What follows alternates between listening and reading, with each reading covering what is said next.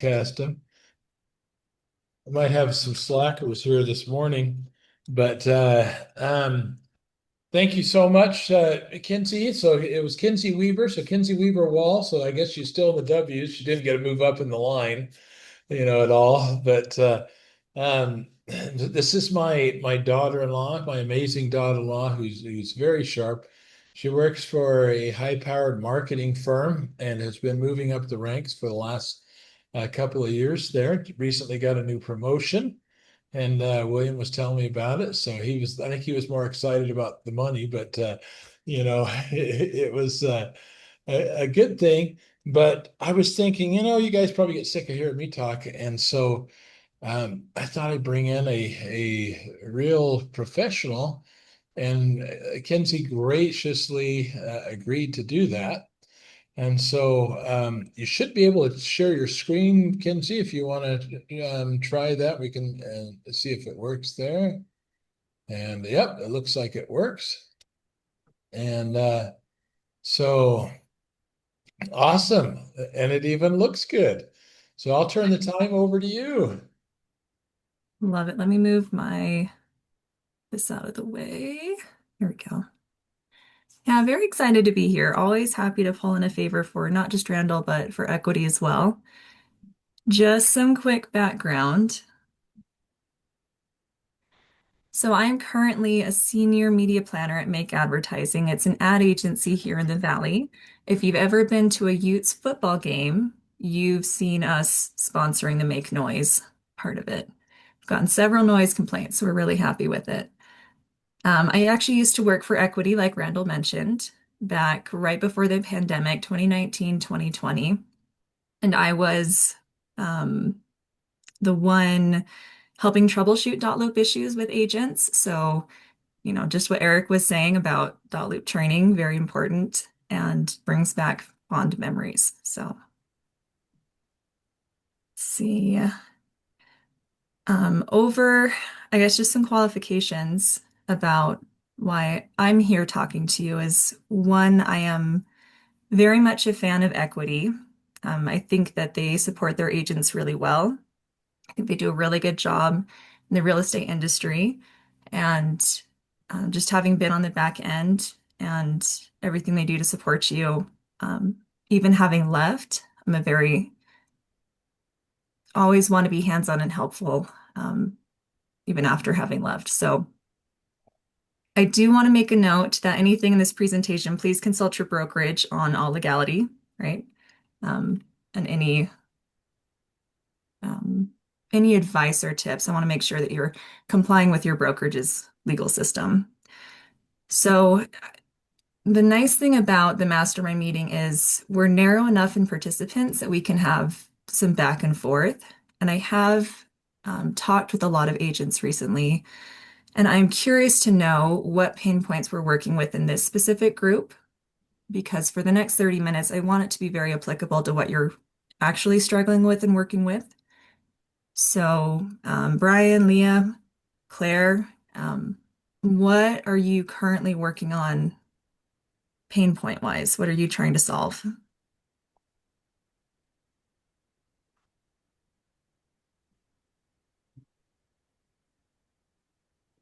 Ooh, lots of mute buttons. Interesting. Anyone? I can just take a guess and we can just keep going. If Finding, anyone has a specific problem. yeah, Luke put it in the chat. He says finding Oh, thanks. consistent deals. That's always the number one pain point. Let me open up the chat so I can see it. Let's do that. There we go. Finding consistent leads, agreed. Anyone else have anything else to throw in the chat? Because we're definitely going to address the consistent leads part. Excuse me. So I have problem.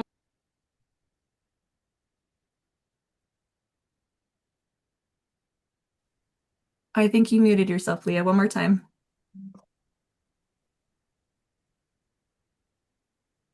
Oh, I think she disappeared. All right. Welcome Maybe. back. Finding enough good deals. Narrowing down effective marketing strategy. Love that. That's my specialty. Cool. Finding leads. All right. Well, let's dive in. One of the things that I do at my agency, one of my clients is one of the largest master plan communities in the Valley, and they are constantly looking to sell homes, getting quirky houses sold. I love that. That's a good one. There's a lot of those in Utah. And closing the deals. How many of you are majority of listings sellers versus buyers? Who lands on which side? I would say I'm mostly sellers. Mostly sellers for Randall. Nice. Mostly buyers for Luke. Love that. All sellers. Has anyone else seen a flip? We're seeing a flip with our wholesaler. We're seeing a flip towards a lot of sellers and not as many buyers. Is that you guys also seeing that as well? Um, Buyers. Okay. Well, happy for Claire. I'm glad you've got buyers. That's good. All right. So in this presentation, we are going to discuss a lot of referrals and leads. As real estate agents, your time is probably your most valuable asset. And so I want to make sure that we're looking at lowest funnel and maybe throwing some ideas into the mix that will help speed that up for you. Selling as well. Glad someone mentioned that. Selling, closing, we'll combine those. And then finding leads is very difficult. Relationships is, the best bet for you, but I want to throw some social stuff in there that will make your lives a lot easier that you may not know about. So let's start with that. So the lowest hanging fruit is my favorite term in marketing. When we have a client and we close or sell, help our buyer find the home, what is our referral conversion rate? How many referrals do you get off that home on average, right? So if you want to drop into the chat, I'm curious to see how consistent you get closings, referrals out of your closings. And while you drop that in, let's talk about selling ourselves with data. So at the very end of the home process, making sure that we have that follow up, and whether it's a handout where you have, even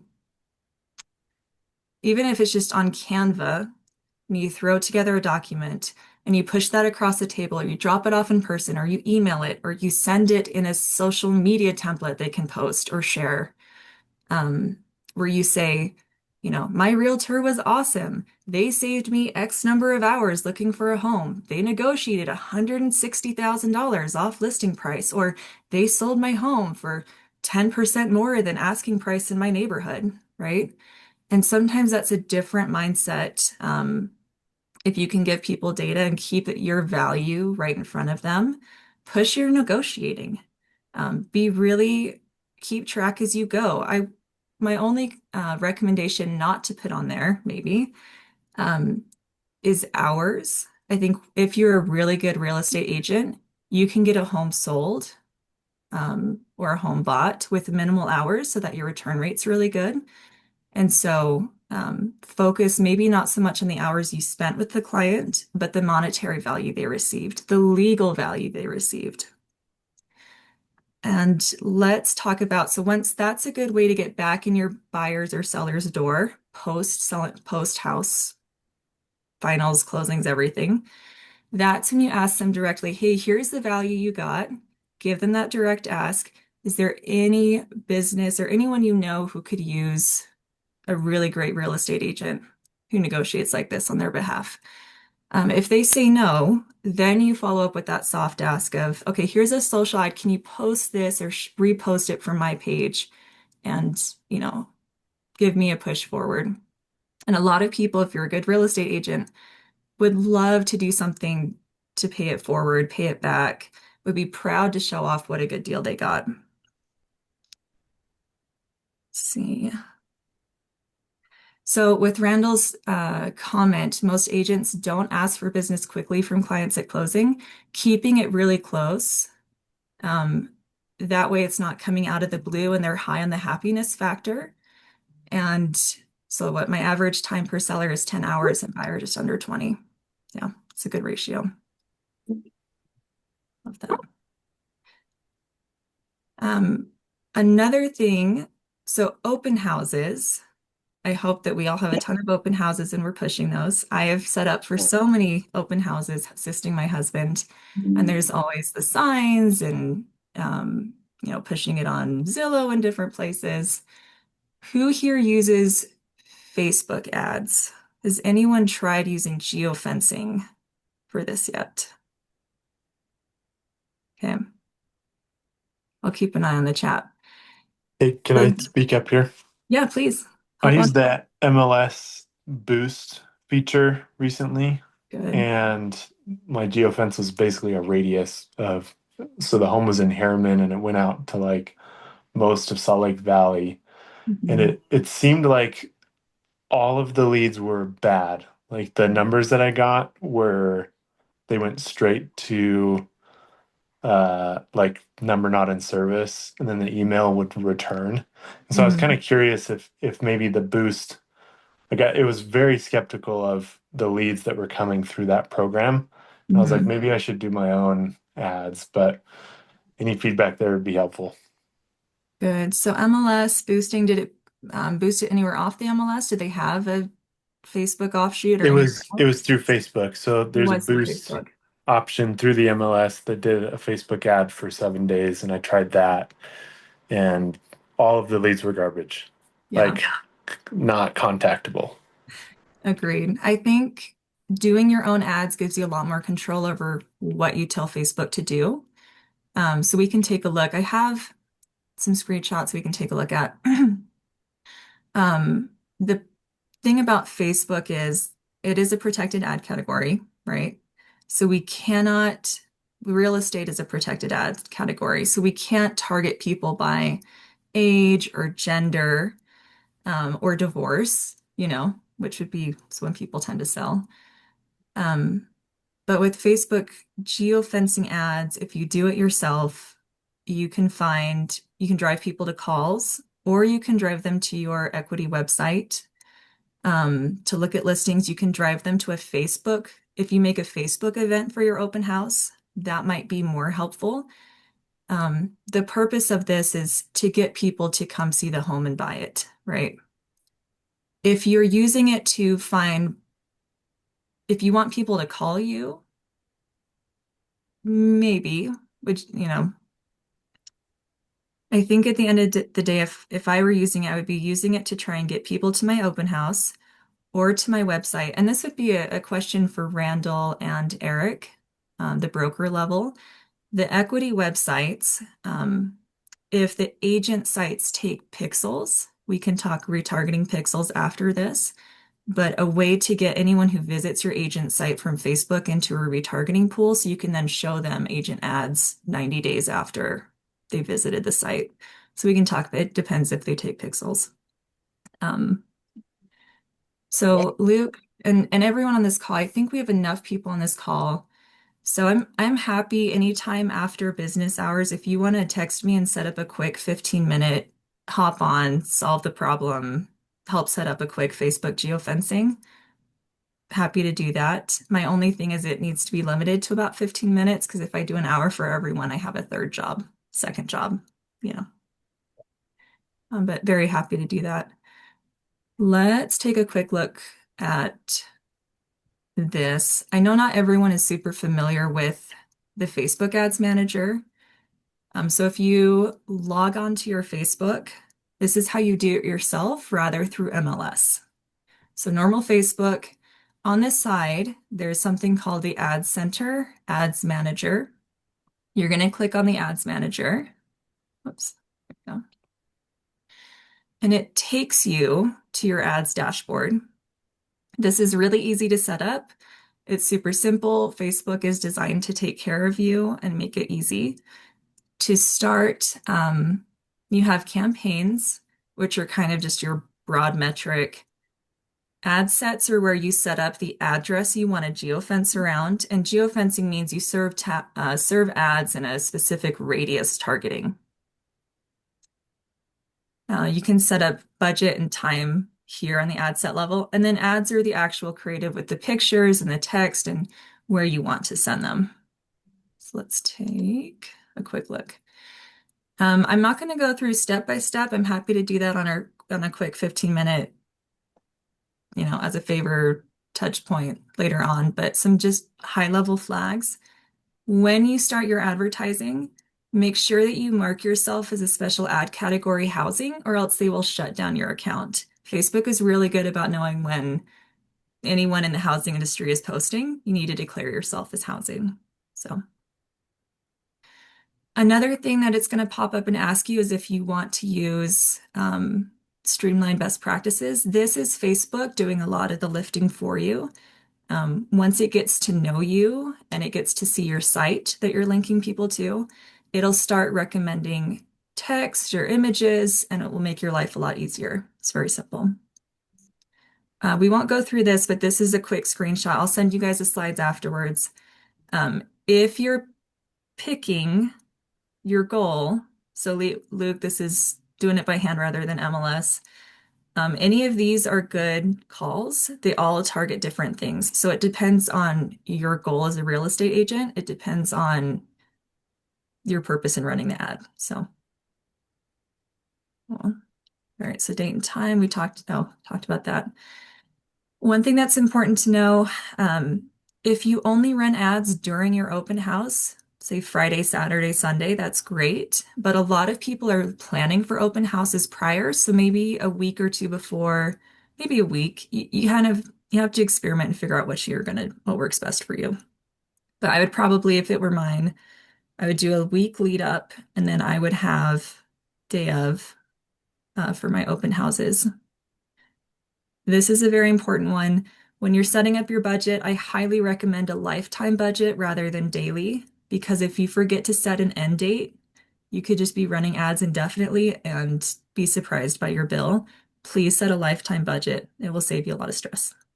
So, and then Luke, I'm curious if this is what you're talking about in terms of radius, most of the Salt Lake area. So this is a random address. Does that look about right? Yeah. Yeah. That's your address, isn't it? It's not my address. I picked one close by, but I figured I Yeah. wouldn't put my address on a recorded meeting. So this is a Yeah. random address. Yeah. Good. Yeah. Yeah. And so this is how you geofence. This is the how. You go to the location and you put in the exact address of the home, and then you limit it by miles. It depends on your ad account and what category. So we're housing category. Some geofencing can get as narrow as 1 mile, and others have a minimum of 15 miles, which is this one. So 15 to 50. 15 is smart. You're not just going to send ads to the neighbors. You have people coming from across the valley looking to move, right? So it is smart to keep a 15-mile radius. So then let's see. It looks like it tells you, is that where it says size over there? Is it telling you how many homes or how many people there it's It potential out is. to?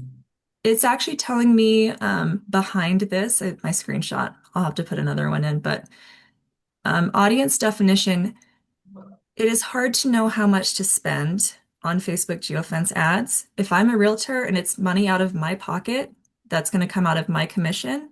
I'm not wanting to spend hundreds of dollars.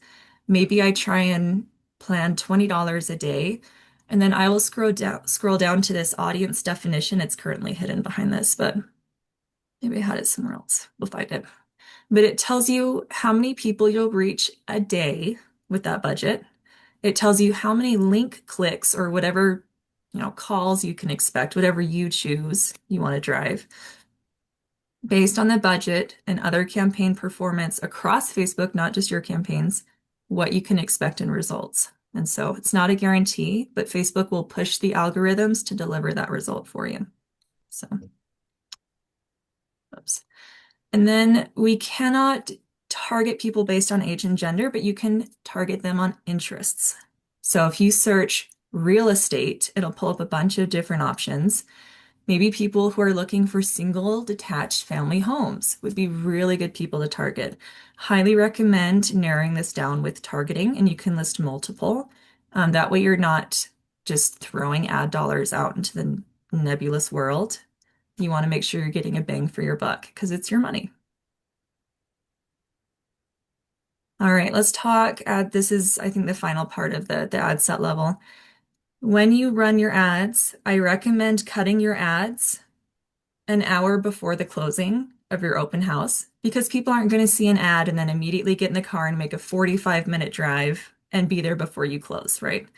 So all you have to do is you click the boxes you want to unselect and then it won't run ads at that time. So you can choose whatever you want. Um, My last caveat is with the creative. Different kinds of creative see different engagement levels. So if you're running a single image or video, like just a picture of the house, great. If it's an open house, I recommend a carousel because you can show the front of the house, you can show um, the interiors and like give people a taste. Videos also do really well. Just experiment with it. You're going to get better at creating and adding stuff in. If you already are posting organically, you can, so if you have just something you posted on your timeline, but you're not putting paid money behind it, there is a selection option here where you can select stuff that's already on your timeline, so you don't have to build it all out by hand. So I recommend that to save you time. Then you can link to your Equity agent site page.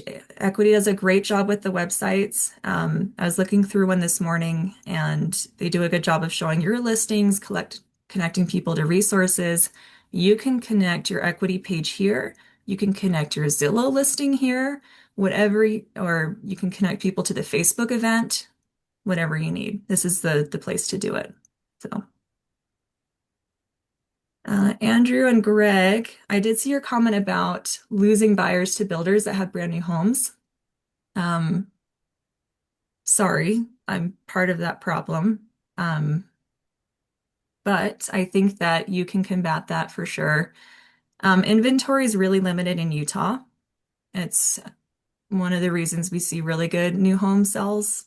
Um, So, and so I think that you have an opportunity to, push the value, the creative, if you can get your creative to stand out and get people to come visit. People think that they're getting a better deal if it's, maybe an already built home that's been in the market for years. Maybe there's more negotiating room there. Like you said, price is better per square foot. So lead with the differentiator, make yourself um, definitely stand out. They do incentivize with the preferred lender and title company. Yeah. And you also have builders who offer buy downs or different incentives for people to buy just through the builders, and that's hard. So I'd say you're marketing and then leading your creatives with that price per square foot, right? I'm curious, how many people here do just post to social, use social in your business? Do we stay away from social? Are you agents really comfortable with it? Where does everyone land in using that?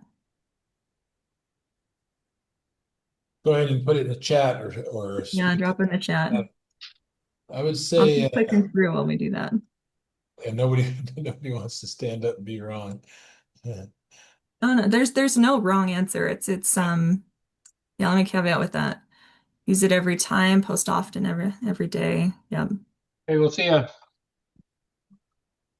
I try to post on Instagram, but I'm not very active on Facebook. And so I feel Nice. like I maybe miss out on a different demographic on Facebook. So, Yeah. There's definitely a difference in demographic. However, Instagram does have the option where you can post, you're posting on Instagram and you can check a box that says post to Facebook as well. And then you don't have to worry about it. It just takes care of it because the parent company is the same. So there's that option. Um, yeah, Monica, I feel you. Social isn't my favorite. This is my business and I don't like posting on social personally for family stuff. I do it for business, but not for personal. Um, See, do try to post a few times a week and for listings. Good. So let's talk about some social stuff that will make your life a lot e easier, whether you're posting a lot or you're kind of new to it and you're not sure what to do. What do you post? Where do you post? So I'm keeping an eye on time, probably like 5 more minutes, Randall. Is that about right? You can use another 10 or 15 even. All right, all right. So this is research that we pull for our clients at the agency, and we pull national research. This one I narrowed down to Utah, Salt Lake City, specifically the Valley. And this takes a look at where people are spending their time on social. And this is people who have said that they plan to move within a year. Um, and so within that year time frame, they're looking for a real estate agent. They're looking at homes, lots of decisions. So this is where people are currently sitting. Now, this is a chart of indexes. 100, the number 100 is the average. So anytime you see the bar go above that 100 line, it indicates they are that many times more likely. So Twitter, 145, they're 45 times more likely to be on Twitter. Facebook and Instagram look low on this chart, but that's because everyone and their mother are on these platforms. And so Facebook and Instagram, I don't remember who it was that just talked. Maybe it was Shelby. Someone mentioned Instagram. Instagram is indexing higher than Facebook. If I had to choose one or the other, Instagram is a really good place to be. Facebook is good for geofencing ads. Instagram is a great place for organic content. So I think you're fine. And then this is out of the audience, people who are planning to move in a year. This is okay, I'll simplify the research jargon. This is where we balance the likelihood of them being on the platform to actual numbers of people on the platform. Majority of people are on Facebook and Instagram. If you're looking to do TikTok and Twitter, those are also good places. TikTok is the video content. Some people aren't super comfortable with that or not sure how to make content for that. I would say start with Facebook and Instagram and then branch out when you're ready. A lot of Instagram content is translatable to TikTok in terms of videos, so you can kind of push those back and forth if you want. Okay. So when I send this out, this is a link to TikTok's trend pages. This is a great answer to how do I decide what I'm going to post, right? How do I decide what I'm going to make? One of the most dangerous things is getting sucked into our research rabbit hole, where if I'm a real estate agent and I'm just scrolling, trying to decide what content I like, I just end up scrolling and that's all I ever do. So what you're going to do is whether you're researching on Instagram or on TikTok, you set 15 minutes aside in your day, you just scroll and enjoy yourself. And if you see a trend that you like, you're going to stop and save it. And once you hit 3 trends, you're off your phone. And then you're not back on it until you've made those trends and posted it back. That way you're not spending forever on the research phase. You find 3 that you like, you do those, and then you return to research. So what this looks like when you open it up, this is the page it drops you on. This is useful for not only paid ads, but organic content on Instagram, TikTok, it's all the same. But TikTok has a specific page where you can find this. Instagram doesn't have a very reliable one yet. So if you come to inspiration at the top, there's something called top ads. These are people who are paying to push their videos out. And TikTok logs those. And what you can do, you come to industry. This is my favorite hack, by the way, business services. And then scroll down, real estate and home rentals. My caveat with this is a lot of this tends to be fix and flip videos, which may not be you as an agent. So you might have to scroll and find kind of your vibe. It doesn't have to be exactly your thing. You're just looking for top performing trends that you can then steal and put out on your own page, whether Instagram, TikTok, doesn't matter. Okay, so I see this one's the most favorited. Love that. If you click on it, Cheap apartments nearby. Landlords are getting. there we go. It will actually pull you into the ad. It'll show you how many likes, the click-through rate it's getting, what kind of engagement people get. If you're not sure how long to make your videos, you can come here and look. Like 10 seconds to 15 seconds, 10 to 12 is good. Up to 15 is great. My videos need to be at least 10 seconds long. Um, and so, lots of different things. Click around, get lost, look at the analytics. It's a data-driven way if you're a data person to look into it. If you're not a data person, here's what you do. You are going to Google top keywords or hashtags for realtors. The AI will pop some up. Grab this. You're going to open up your Instagram app, your TikTok app, wherever you decide to be. You put the hashtag in and you take the top videos and you just basically do them on your own. Instagram does carousels. You don't have to have videos. I really think Instagram's the way to go if you're just posting organically and not super deep into the world yet. But any questions on the TikTok before we look at the next thing? Oh, a good video look like on Instagram? Great question. Videos on TikTok and Instagram are very similar. I would look at top performing hashtag. I would look at videos that pull up with the most likes, and I would almost copy and paste those and do those myself. Instagram thrives on stitching videos, which means pairing their video right next to yours and having a reaction to it. It can be just as simple as reacting to someone else's video. You don't have to put your face on stuff. I can send some links of good videos. There's so many ways to do it. Basically, find what works for you and your engagement, your messaging, and you just need to start. It's going to take you anywhere from a couple weeks to a month before the algorithms pick you up. So should be posting if you can, if not every day, every other day, even if it's simple, at least 2 times a week minimum. And that teaches the algorithms what kind of content you're putting out there and who tends to like it. And then it starts pushing you harder because these platforms are really hungry for content and they want people to have things to consume. And so if you are just consistent, even if you're not seeing results, do it for a month and you will start to pick up, would be my recommendation. Oops. Uh-oh. When you say do them yourself, do you mean actually create a video like it as an alternative as well, or you just paste that same video? So you have to be careful. You don't want to paste someone else's video and pretend it's yours. So you need to tag the person in the description. So say this video came from this creator.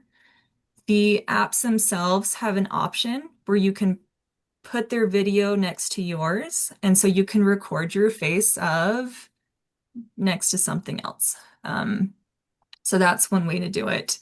And as long as you're giving credit, it's okay if you don't give credit in the description or on the screen, then you can get in trouble with the community because people don't appreciate the content being stolen. It could give you negative feedback, if that makes sense. So, Thank you.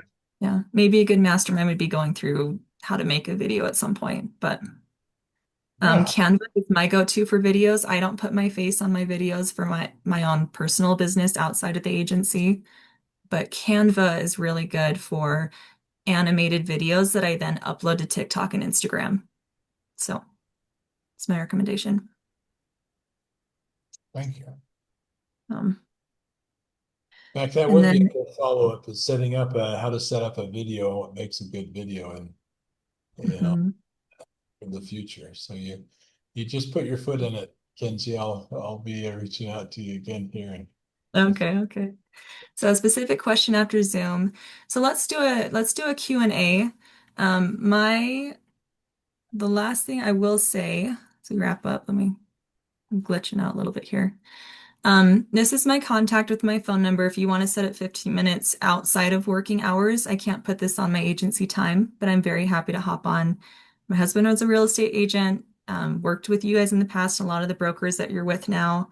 I just am a fan and you work so hard, right? It's hard to be such a go-getter and an independent pusher of your business, and Equity does a great job supporting you. At the end of the day, it's what you decide to do and the work you put into it. And that's hard sometimes to do alone, especially with social tools once in a while. So would love to help. just like you work on personal referrals and relationships, my agency just opened accepting new business. And we had a period where we just had too much new business. So we paused, they just opened it up. If you know anyone who could use a fantastic advertising agency, reach out. Happy to sync you up and talk. Um, just appreciate it. So there's that. Let's do a quick Q&A. And so Monica or anyone else who has specific questions, let's dive in. Are you able to hear me? Yeah, Yeah. loud and clear. Okay. I have a real estate segment that I have paid to be able to be part of. It's a local, they're called the Bear River Live, and they go around and they do all of the high school sports, and they have a segment called Talk of the Town, and they wanted to have me come on as a local real estate agent to do this real estate segment. So they'll be filming this afternoon, but I want to know what ideas you have for being able to like put it out there on other places aside from their own page. Like, how can I get the most reach with what I'm already doing right in my advertising world? Because I do suck at social media. I mean, I post on Instagram and I know how to link it through Facebook and stuff, but what would you suggest being able to utilize what I'm already doing for, for greater ripple effect, I guess? Yeah. Are you looking to, I guess you're looking for more housing leads, is what you're looking for as a result, or just awareness of people or Raising awareness of the awareness channel? and also getting leads, for sellers or buyers. Yeah. Mhm. So I think putting that video on places that then link to your site is a good idea. So YouTube would be a really great place to put that. And then cutting it up into edits for YouTube Shorts. YouTube Shorts is seeing just a spike in consumerism, and there's a lot of housing content on there. So if you can, is the content geared towards real estate agents? Is it geared towards home buyers? What's the It's messaging? geared toward the public, just, um, you know, answering questions that the general public might have for a real estate agent. Like, how can we feel safe in buying a home? Yeah. Especially right now with the increase in like mortgage rates and different things and financial insecurity. That's a great, I think you do really well on YouTube Shorts. You can upload it to YouTube, but a YouTube channel, if this is a regular thing, you can invest in a YouTube channel. Obviously, it's free, but it's time to edit and put it all in there. I'd say if it's regular, just repost a full video to a YouTube channel and then put YouTube Shorts in there. Link people back to your website and get leads that way. The equity sites are very lead capturing, it looks like. So I'm interested how many leads you guys, if you're using the website, you tend to see. Is And that then what you're Facebook referring videos. to, the pro agent website? Is that what you're referring to? I think so. I'll double check because I was looking at it this morning, like the specific agent website, not just the equity site, but the ones they provide to agents. Yeah. Yeah. Okay. So just questions Thank there. you. Yeah. I'll keep an eye out for it. That sounds really cool. Good luck. It'll be Thank fun. you. Yeah. That's fun. Any ideas for direct mail conversions? Ooh, good question. Direct mail, if you have the right vendor, I can't tell you who we use because that violates an NDA, but if you can find the right vendor at the right pricing, that will be good. They often give, trying to think. Could probably ask William who we use. I would So say, yeah, you can ask Will, be able to share. I think it's different parts of the funnel. Direct mail is a really good open house push in the area, especially because we know that areas who a home is selling, other people tend to look to sell their own houses, and so it's a way to snap up leads. So it just depends on your messaging. If you're like, hey, this person's selling and we're looking at this market value, call me and happy to talk without, no pressure to make me your agent, but we can talk what the value is for yours. Social media is going to be cheaper every time. Um, but direct mailers could work in certain situations in small amounts. You shouldn't paper the whole valley. It should be a very targeted geographic region. So I that's a think good most question. business we got came from when we were doing direct mail versus social media.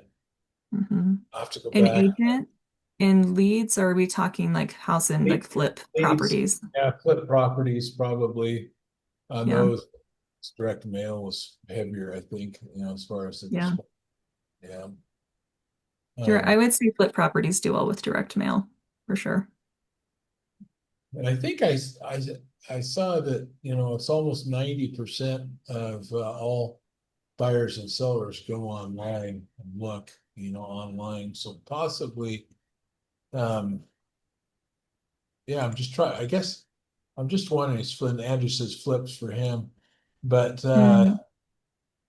what would you say the demographic is for Instagram versus Facebook? Facebook is, you know, uh, what's the age demographic that you see? You tend to see a lot of boomer generation on Facebook. You see everyone, all of the demographics on Facebook, but boomers are on Facebook more than they are on Instagram. And I would say millennials down to the new ones are all on Instagram. So Instagram does a better job of addictive scrolling, so people tend to spend a lot of time on it.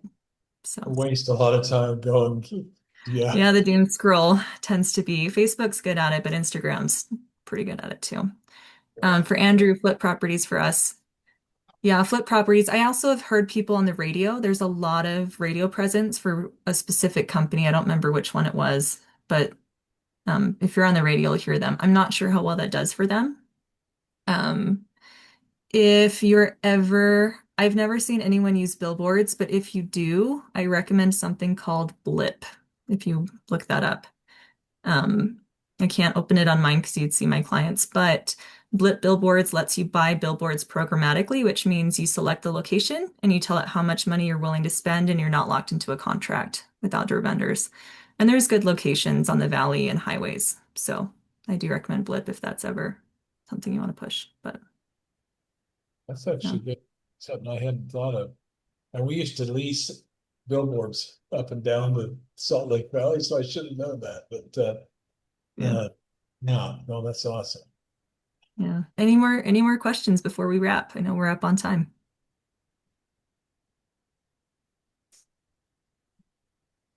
And today we're going to be talking about code of ethics and Oh, what's the that? various The I've got like my thing is just to remind me I was doing CE before we started, but um so all right, well thank you very much, Kenzie. And yeah, I think it might be good to drill into the video portion if we can prevail upon you to come back at sometime next month. I think next month starts tomorrow, but the next Down the road a little bit. Yeah. 2 weeks. But Yeah. that was some really good insight into Facebook and social media. And a lot of times, most of us just aren't great at that. I've hired it out in the past, Mhm. um, but I think I just needed to hire you the next time I need something like that. I'm so flattered. Yeah, happy to hop on and maybe we do a quick social creation together where we all do a carousel ad together. We do a video so you leave the meeting with something to post, an actual hands-on experience making it. So Oh, a that little would be more. I would love something like that personally. I was trying to follow along and I immediately got lost. And Yeah. I feel like I texted Jake in the middle of this. I'm like, do you know how to do this stuff? Because I feel like a total noob when it comes to this. So, Hence the 15 minutes because there's no way to soak it all in. Just knowing what's possible and then maybe having screenshots if you try and set it up on your own. yeah. Yeah. But Yeah, it's tough to figure out solo. I get it. let's do that. That would be awesome to where we could actually provide agents with some content that they could use. Yeah. Agreed. And Andrew/Greg, I see you on that. I think the flip market is highly interesting and difficult. But some ideas we can talk later. All right, I'll let you guys go. I All appreciate right. the time. Thanks, Kenzie. Thank you. Appreciate you. Thanks for All coming. right. Have a great week, guys. Bye. Thanks, Randall. Bye.